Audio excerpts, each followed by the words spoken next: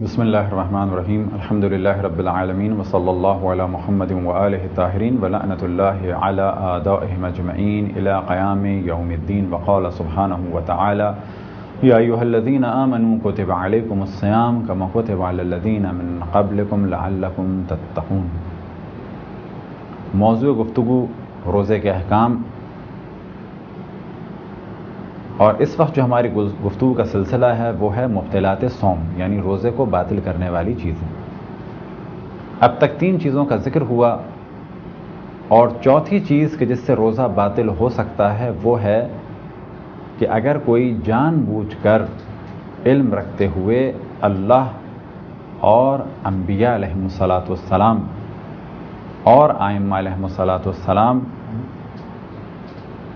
اور بنا بر احتیاط حضرت فاطمہ زہرا سلام اللہ علیہا کی جانب جھوٹی نسبت دے تو اس کا روزہ باطل ہو جائے گا، اگرچہ وہ فوراً یہی کیوں نہ کہہ دے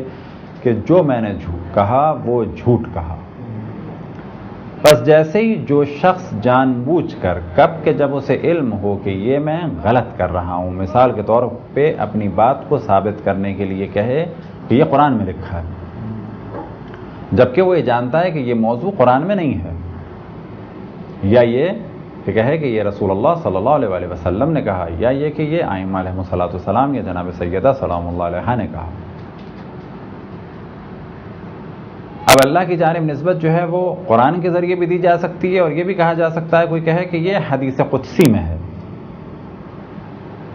اب اگر کوئی جانتا ہے کہ یہ حدیث قدسی میں نہیں ہے اور جان بوجھ کر یہ کہے اللہ رسول اور ائمہ علیہم الصلاۃ والسلام کی جانب نسبت دے، یا یہ کہ اللہ اور اللہ کے انبیاء اور ائمہ، یا یہ کہ اللہ رسول اور معصومین باقی معصومین کی جانب نسبت دے، کب کہ جب اسے معلوم ہو کہ یہ میں جھوٹی نسبت دے رہا ہوں تو اس سے اس کا روزہ باطل ہو جائے گا۔ اب یہ نسبت یا بول کر ہے کہ کوئی شخص اللہ رسول اور ائمہ کی جانب نسبت دے کہ انہوں نے ایسا فرمایا، یا یہ کہ لکھ کر نسبت دے کتاب میں، البتہ کتاب سے مراد ہے کتابت، لکھی ہوئی چیز۔ اور آج کے دور میں کہا جا سکتا ہے کوئی ٹائپ کرے،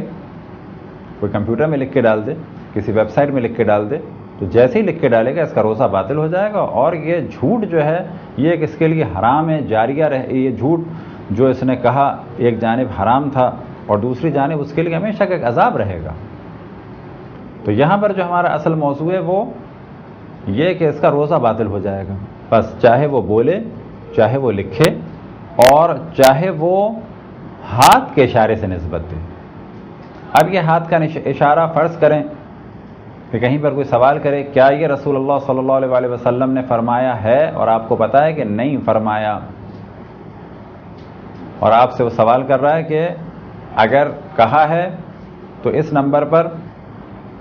یس لکھ دیں، تو آپ نے جیسے یس لکھا باطل ہو جائے گا آپ کا روزہ۔ یا یہ کہ انٹرنیٹ پہ آپشن ہے اس کو آپ کلک کر دیں جاننے کے باوجود بھی، تو جیسے آپ کلک کریں گے آپ کا روزہ باطل ہو جائے گا۔ یا یہ کہ کوئی کہہ رہا ہے کہ کیا ایسا کہا ہے رسول اللہ صلی اللہ علیہ وآلہ وسلم نے، اور آپ کو پتہ ہے کہ نہیں کہا، اور آپ چہرے سے اشارہ کریں یا آنکھ سے اشارہ کریں یا ہاتھ سے اشارہ کریں یا ایک ٹک مارک لگا دیں، کسی بھی طریقے سے اللہ، انبیاء اور باقی معصومین کی جانب نسبت دی جائے جھوٹی تو روزہ باطل ہو جائے گا، چاہے فوراً توبہ کر لے اور استغفار کر لے، روزہ باطل ہو جائے گا۔ تو یہ تو ہو گیا پہلا مرحلہ۔ آیا ضروری ہے کہ جو نسبت دی جائے اس کا یقین ہو؟ کتابوں میں ہزاروں روایات ہیں، کیا پہلے ہم تحقیق کریں؟ تو یہاں پر جواب یہ ہے کہ جس کتاب میں لکھا ہے اس کی نسبت دے دیں۔ مثال کے طور پہ ہر آدمی ہر کتاب کے بارے میں اور ہر روایت کے بارے میں اور ہر راوی کے بارے میں تحقیق نہیں کر سکتا، تو کیا کہے وہ کہے کہ فلانی کتاب میں لکھا ہے کہ امام جعفر صادق علیہ الصلوۃ والسلام نے یہ فرمایا، یا یہ کہے کہ یہ قول منسوب ہے اور اس کا ذکر ہے فلانی کتاب میں۔ اب اگر کوئی ایسا کہتا ہے تو یہ کوئی حرج نہیں، کیونکہ ہر روایت کے بارے میں جب بھی انسان گفتگو کرے تو اس کی تحقیق کر چکا ہو تو ہزاروں لاکھوں روایتوں کے بارے میں تحقیق نہیں ہو سکتی۔ اگر کوئی شخص اپنے عقیدے کے مطابق، عقیدے سے کیا مراد، یعنی اس سے یہ علم تھا کہ یہ بات قرآن میں ہے یا یہ کہ اللہ سبحانہ و تعالیٰ نے کہی ہے، یا قرآن میں یا حدیث قدسی میں، البتہ حدیث کی نسبت نبی سے بھی دی جا سکتی ہے اور معصوم سے باقی، اور اللہ سے بھی، کیونکہ حدیث قدسی کیا ہے کہ فرض کریں کسی روایت میں ہے کہ اللہ سبحانہ و تعالیٰ یہ ارشاد فرماتا ہے، اب یہ جملہ کہاں ہے؟ قرآن میں نہیں ہے، یہ جملہ کہاں ہے؟ روایت میں ہے۔ اب اسے کہا جائے گا یہ روایت ہے، کس سے نقل ہوئی؟ فرض کریں رسول اللہ صلی اللہ علیہ وسلم سے، لیکن اس جملے کے بارے میں کہ اللہ سبحانہ و تعالیٰ نے ارشاد فرمایا، تو جو کچھ فرمایا ہے اسے کہا جائے گا کہ یہ حدیث قدسی ہے۔ تو اب اگر کسی نے اپنے علم کے اور یقین کے ساتھ ساتھ یہ کہا کہ اللہ سبحانہ و تعالیٰ نے ارشاد فرمایا، یا یہ کہ رسول اللہ صلی اللہ علیہ وسلم نے یہ ارشاد فرمایا، یا یہ کہ ائمہ کی جانب نسبت دے، اور بعد میں اسے معلوم ہو کہ یہ غلط تھا، تو اب اس پر روزے کے اعتبار سے تو کچھ نہیں ہے، کیونکہ اس کا روزہ باطل نہیں ہے، کیونکہ اسے یقین تھا کہ ایسا ہے، لیکن بعد میں پتہ چلا کہ نہیں، یہ جو روایت میں نے سمجھی تھی ایسے نہیں بلکہ ایسے تھی، میں یہ سمجھ رہا تھا کہ یہاں پر کہا ہے کہ ایسا کرو، لیکن روایت میں لکھا تھا ایسا نہ کرو، میں غلط سمجھا، تو اس کا روزہ تو باطل نہیں ہے، کیونکہ اس نے علم رکھنے کے بعد اپنے ارادے اختیار سے جھوٹ نہیں بولا، بلکہ اسے علم تھا کہ یہ روایت اس طریقے سے، بعد میں پتہ چلا کہ اس طریقے سے نہیں ہے، دوسرے طریقے سے۔ ہاں، ایک اس کی ذمہ داری ہے کہ اب اس کو کلیئر کرے کہ جہاں پر بیان کیا تھا، اگر بیان کر سکتا ہے، کلیئر کر سکتا ہے کہ یہ جو میں نے کہا تھا یہ صحیح نہیں ہے، صحیح روایت یہ ہے۔ اب یہ بات اس نے کسی ایسی جگہ پر کہی کہ دوبارہ وہاں جا کر کہہ سکتا ہے، تو اس پہ لازم ہے جا کر کہے، اور اگر کسی بس میں تھا، ٹرین میں تھا، کسی سے کہا کہ یہ ایک روایت ہے اور اس میں یہ نقل ہوا ہے، اور 2 سال بعد اسے پتہ چلا کہ نہیں، وہ جو میں نے روایت بتائی تھی وہ غلط تھی، ایسے نہیں ایسے تھی، تو اب اس پر لازم نہیں ہے کہ اشتہار دے اور بتائے کہ میں 2 سال پہلے فلانی ٹرین میں بیٹھا تھا اور کراچی سے وہاں کا سفر تھا، یا یہ کہ انڈیا میں یہاں سے وہاں کا سفر تھا، یا یورپ سے امریکہ جاتے میں فلانے جہاز میں بیٹھا تھا، تو میں یہ اطلاع دینا چاہتا ہوں کہ روایت غلط ہے، یہ اس پر واجب نہیں ہے۔ اب یہاں پر ایک دوسری طریقے سے سوال کیا جائے کہ اگر کوئی شخص، یہاں پر کیا تھا کہ ہم جانتے ہیں کہ یہ قول اللہ کا ہے اور ہم نے بیان کیا، بعد میں پتہ چلا کہ یہ قول اللہ کا نہیں ہے، تو روزہ باطل نہیں۔ اب سوال یہ پیدا ہوتا ہے کہ اگر کوئی شخص جانتے ہوئے کہ یہ اللہ یا رسول کا قول نہیں ہے، فرض کریں وہ اپنے پاس سے جھوٹ بول رہا ہے، اور جھوٹ بول دے، جھوٹی نسبت دے دے، اور بعد میں پتہ چلے کہ بھئی یہ تو واقعاً روایت ہے اس موضوع کی، تو کیا اس کا روزہ باطل ہے؟ تو یہاں پر امام خمینی فرماتے ہیں کہ اس کا روزہ باطل نہیں ہے، لیکن آغا خوئی، آغا سیستانی، آغا وحید خراسانی اور دیگر صفحہ اول کے مراجع فرماتے ہیں کہ اس کا روزہ باطل ہے۔ اسی طرح سے آغا گلبایگانی کی بھی یہی رائے تھی کہ اس کا روزہ باطل ہے، اور جب اس نے یہ جھوٹ بولا، باوجود یہ کہ یہ اس کے حساب سے جھوٹ تھا لیکن یہ جھوٹ نہیں تھا، اس وقت سے لے کے مغرب تک یہ کھائے پیے نہیں، کوئی ایسا کام نہ کرے کہ اس سے روزہ جس سے باطل ہوتا ہو، اور اس دن اپنا پورا روزہ مکمل کرے اور بعد میں ایک دن کی قضا بھی کرے۔ اگر کوئی اللہ اور رسول اور ائمہ کی جانب جھوٹی نسبت دے اور ہم اسے نقل کریں،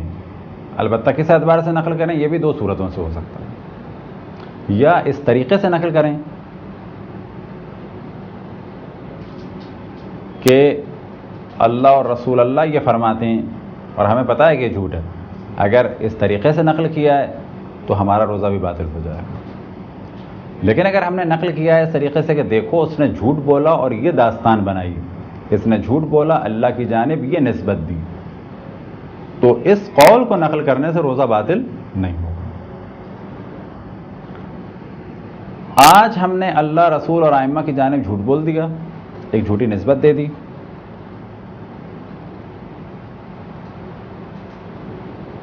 اور کل ہم سے سوال کیا گیا کہ وہ جو آپ نے حدیث سنائی تھی وہ صحیح ہے، آج ہم نے اللہ، رسول اور ائمہ کی جانب ایک جھوٹی نسبت دی، آج بھی روزہ باطل۔ کل ہم سے کسی نے سوال کیا وہ جو آپ نے روایت سنائی تھی یا وہ جو آپ نے آیت پڑھی تھی یا وہ چیز جو آپ نے کہی تھی قرآن میں ہے کیا واقعاً ہے؟ آج ہم کہیں کہ ہاں، یا لکھ کر کہیں، یا کسی جگہ فقط کلک کرنا ہو، یا کہیں پہ ٹک مارک لگانا ہو، تو جیسے ہی یہ کام کریں گے ہمارا روزہ آج ہی باطل ہو جائے گا، اور اگر ایک دن کے بعد دوبارہ یہ کام کریں گے اس دن بھی باطل ہوگا، کیونکہ ہر دن در حقیقت ہم ایک جھوٹی نسبت دے رہے ہیں خدا، رسول یا ائمہ علیہ الصلوۃ والسلام کی جانب۔ اسی طریقے سے ممکن ہے کسی کے ذہن میں سوال آئے کہ اب تک گفتگو ہو رہی ہے خدا، رسول اور ائمہ کی جانب کسی قول کو منسوب کرنے کی کہ انہوں نے یہ فرمایا۔ لہذا اس غلط فہمی کو دور کرنے کے لیے اور ایک واضح سی مثال دے دیں کہ فرض کریں کہ ایک آیت ہو یا روایت ہو، یعنی آیت ہے اور روایت ہے۔ فرض کریں کہ روایت ہے کسی خاص موضوع میں، ہم سے سوال یہ کیا جائے کہ کیا یہ روایت ہے، کیا قرآن میں یہ لکھا ہے، کیا روایت میں یہ ہے؟ اب روایت سے مراد ہو سکتی ہے معصومین کی روایت، یا یہ مخصوصاً پوچھا جائے کیا یہ رسول اللہ صلی اللہ علیہ وآلہ وسلم نے فرمایا ہے، اور ہمیں یہ معلوم ہے کہ فرمایا ہے، ہمیں یہ معلوم ہے کہ قرآن میں یہ آیت ہے، اور ہم یہ کہیں کہ نہیں۔ اب تک ہماری گفتگو چل رہی تھی کہ ہم یہ کہیں کہ اللہ، رسول اور ائمہ نے یہ کہا ہے جبکہ نہیں کہا۔ اگر اس کے بالکل برخلاف ہو کہ انہوں نے کہا ہے اور ہم کہیں کہ نہیں کہا، وہاں پر بھی ہم نے جھوٹی نسبت دی کہنے کی، اور یہاں پر ہم نے جھوٹی نسبت دے دی نہ کہنے کی، جبکہ خدا، رسول اور ائمہ نے یہ کہا تھا۔ اب اگر کوئی بھی ایسا کام کرتا ہے علم رکھنے کے بعد تو اس کا روزہ باطل ہو جائے گا۔ اب یہاں پر توجہ دلائیں، خصوصاً بعض ذاکرین کی اور ذاکرات کی، یعنی مردوں کی بھی اور خواتین کی بھی توجہ دلائیں کہ جو مجالس سے خطاب کرتے ہیں کہ ذکر امام حسین علیہ السلام اہم ترین عبادت، جتنا زیادہ اس ذکر کو کیا جائے، جتنا زیادہ اس ذکر کو پھیلایا جائے، جتنی زیادہ عزاداری کی جائے اتنا بہتر ہے، جتنا مال خرچ کیا جائے ذکر امام حسین کو پھیلانے کے لیے اتنا بہتر ہے، کیونکہ اس سے دین کی بقا ہے، اس میں کسی قسم کا کوئی شک نہیں۔ ہر ذاکر اور ذاکرہ کا درجہ اللہ سبحانہ و تعالیٰ کی نگاہ میں بہت بلند ہے، لیکن اس کی ذمہ داری ہے کہ تعلیمات قرآن اور اہل بیت کو بیان کرے، اپنے پاس سے چیزوں کو بیان نہ کرے، دین میں تحریف نہ کرے، دین کا مذاق نہ بنائے۔ اب یہاں پر جو گفتگو تھی یہ تھی کہ اگر کوئی نسبت دے، یا یہ کہ اگر خدا، رسول اور ائمہ نے کہا ہے اور یہ کہے کہ نہیں کہا تو اس کا روزہ باطل ہو جائے گا، تو یہ ذہن میں رکھیں کہ روزہ باطل ہو جائے گا ایک موضوع، لیکن یہ کام حرام ہے، یہ خود ایک جھوٹی نسبت ہے، کام حرام ہے۔ اب کوئی غلط نظریہ پھیلائے خدا، رسول اور ائمہ کی جانب نسبت دیکھے تو یہ اس کے لیے ایک ایسا عمل ہے کہ ہمیشہ کے لیے اس کے لیے ایک دروازہ کھل گیا عذاب الہی کا۔ اب یہاں پر توجہ رکھیں، پھر ہم توجہ دلائیں خصوصاً ذاکرین و ذاکرات کی کہ جب وہ مجالس پڑھیں تو اپنے پاس سے خدا، رسول اور ائمہ کی جانب کوئی نسبت نہ دیں۔ اگر کوئی روایت بیان کرنی ہو تو اس طریقے سے کہیں بغیر کسی جھجک کے کہ اس مفہوم کی ایک روایت ہے کہ جس کا خلاصہ یہ ہے، یا اس روایت کا نتیجہ بظاہر یہ نکلتا ہے۔ اسی طریقے سے جب مصائب بیان کریں تو اگر کربلا کی منظر کشی کریں تو بہترین عمل ہے، اگر کربلا کی منظر کشی پہ اشعار کہیں تو بہترین یہ عمل ہے، اگر مصائب پڑھیں جس میں کربلا کی منظر کشی ہو تو یہ بہترین عمل ہے۔ مثال کے طور پہ آپ کربلا کے دشت کا ایک منظر کھینچیں، بہترین طریقے سے گرمی کا ذکر کریں، فوج کا ذکر کریں، بچوں کی تشنگی کا ذکر کریں، بیویوں اور بچوں کے گریے کا ذکر کریں۔ اب اگر آپ منظر کشی کرتے ہیں، گرمی کا یہ عالم تھا، فوج کی یہ تعداد تھی، حسین کے بچے بلگ رہے تھے، بیویاں گریہ کر رہی تھیں، واہ حسینہ کی ندائیں تھیں، اس میں کوئی حرج نہیں۔ اسی طریقے سے جب آپ مصائب بیان کریں اور کہیں کہ جب جناب حضرت علی اکبر کو امام حسین نے ودا کیا تو کیا حال ہوا ہوگا اس باپ کا کہ جس کا بیٹا علی اصغر جیسا ہو، جس کا بیٹا علی اکبر جیسا ہو۔ کون سا علی اکبر؟ کہ جو شبیہ پیغمبر ہیں، یعنی شبیہ رسول اللہ صلی اللہ علیہ وسلم ہیں۔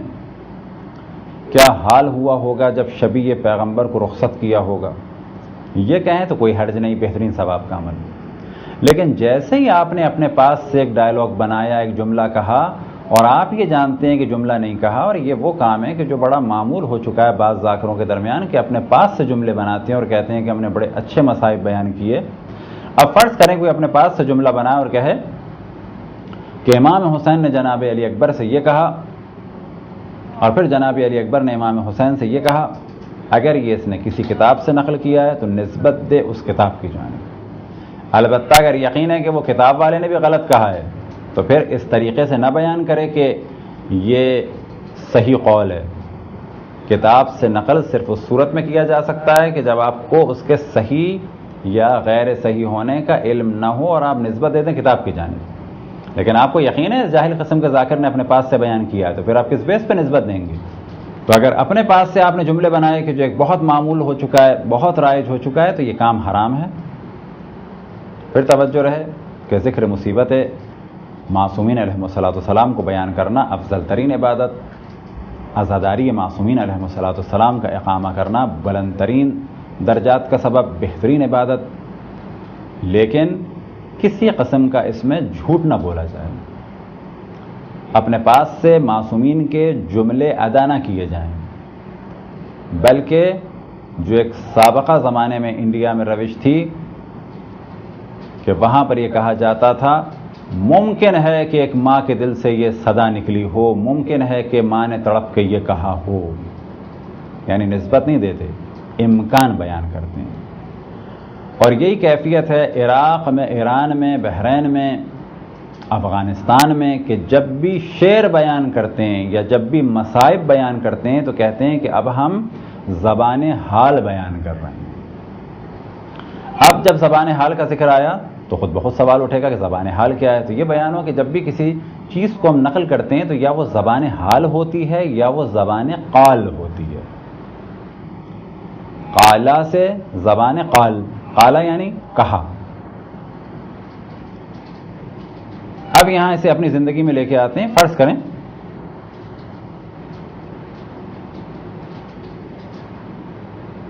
کہ آپ اپنے دوست کو سی آف کرنے کے لیے گئے، اس کی ماں نے اسے گلے لگایا، گریہ کیا اور مختلف جملے کہے۔ اب آپ سے کوئی سوال کرتا ہے کہ ماں نے کیا جملے کہے؟ زبان حال کیا ہوگا یہاں پر؟ زبان حال یہ ہوگا کہ ایک ماں کے دل میں یہ خیال آیا ہوگا، ایک ماں تڑپ کے رہ گئی ہوگی، یہ بیٹا مجھے دوبارہ ملے گا یا نہیں ملے گا، بیٹا اپنا خیال کرنا۔ یہ آپ کہہ سکتے ہیں زبان حال کے طور پر۔ کوئی آپ سے پوچھے ماں نے کیا کہا تو کہا ہوگا یہ کہا ہوگا، اور ماں تڑپ رہی ہوگی،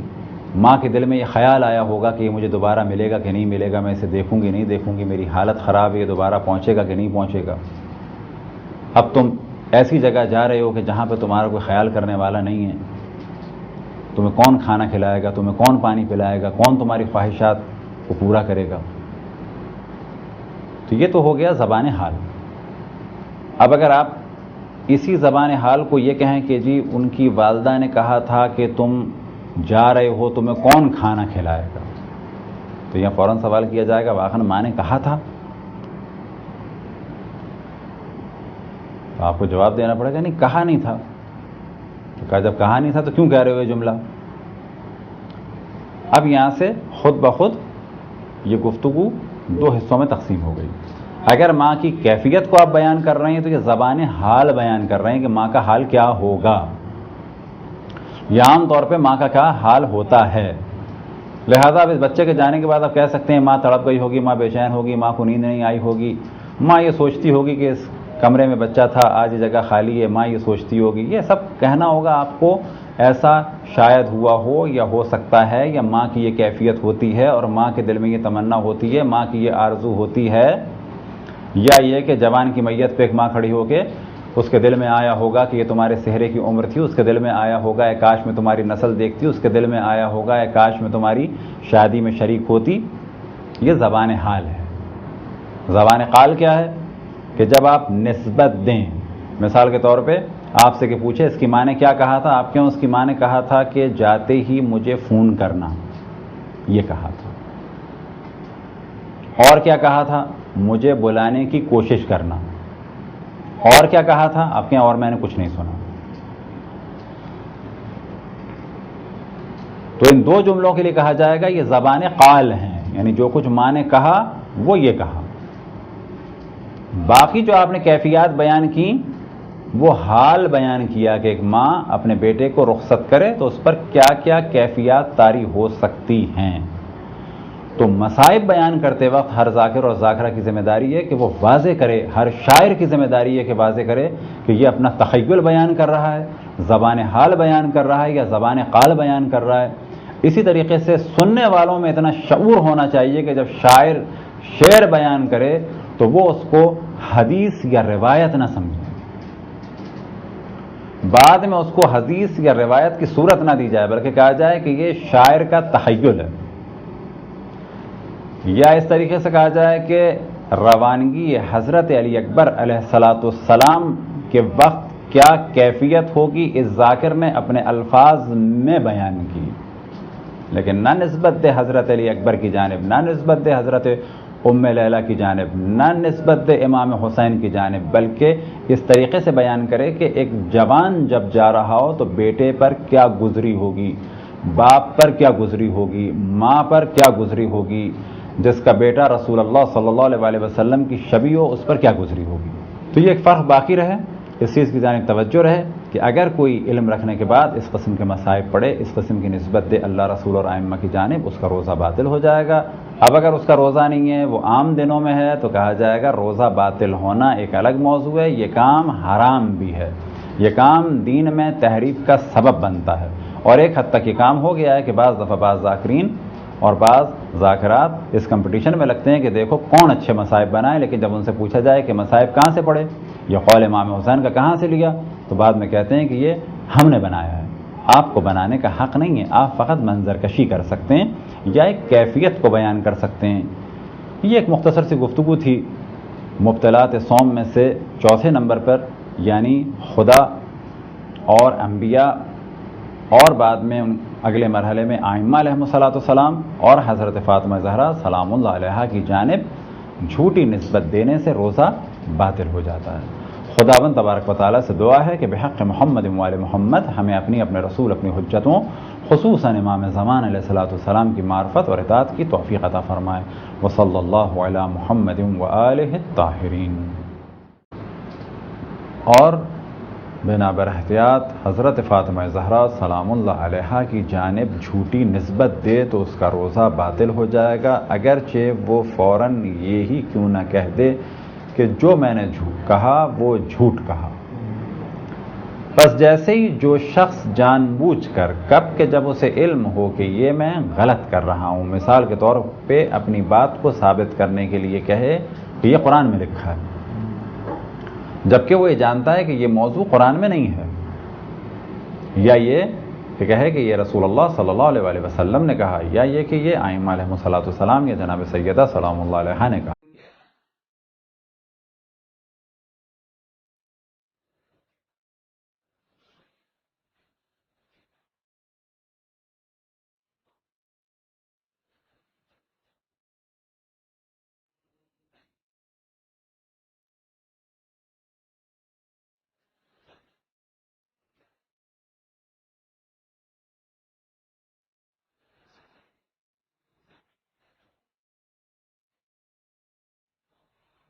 بسم اللہ الرحمن الرحیم. الحمد للہ رب العالمین وصلی اللہ علی محمد وآلہ الطاہرین ولعنۃ اللہ علی اعدائہم اجمعین الی قیام یوم الدین. وقال سبحانہ وتعالی یا ایھا الذین آمنوا کتب علیکم الصیام کما کتب علی الذین من قبلکم لعلکم تتقون.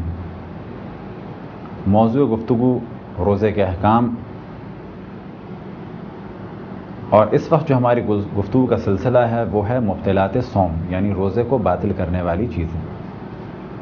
اب تک 3 چیزوں کا ذکر ہوا، اور چوتھی چیز کہ جس سے روزہ باطل ہو سکتا ہے وہ ہے کہ اگر کوئی جان بوجھ کر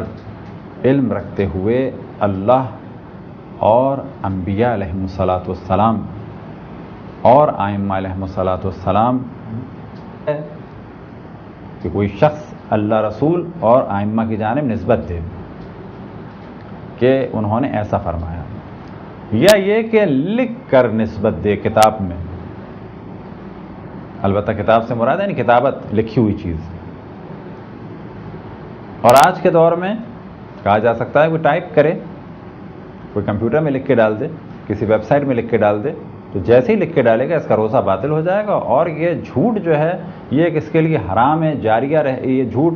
جو اس نے کہا ایک جانب حرام تھا اور دوسری جانب اس کے لیے ہمیشہ کا ایک عذاب رہے گا. تو یہاں پر جو ہمارا اصل موضوع ہے وہ اب اللہ کی جانب نسبت جو ہے وہ قرآن کے ذریعے بھی دی جا سکتی ہے، اور یہ بھی کہا جا سکتا ہے، کوئی کہے کہ یہ حدیث قدسی میں ہے. اب اگر کوئی جانتا ہے کہ یہ حدیث قدسی میں نہیں ہے اور جان بوجھ کر یہ کہے اللہ رسول اور ائمہ علیہم الصلوۃ والسلام کی جانب نسبت دے، یا یہ کہ اللہ اور اللہ کے انبیاء اور ائمہ، یا یہ کہ اللہ رسول اور معصومین، باقی معصومین کی جانب نسبت دے، کب کہ جب اسے معلوم ہو کہ یہ میں جھوٹی نسبت دے رہا ہوں، تو اس سے اس کا روزہ باطل ہو جائے گا. اب یہ نسبت یا بول کر ہے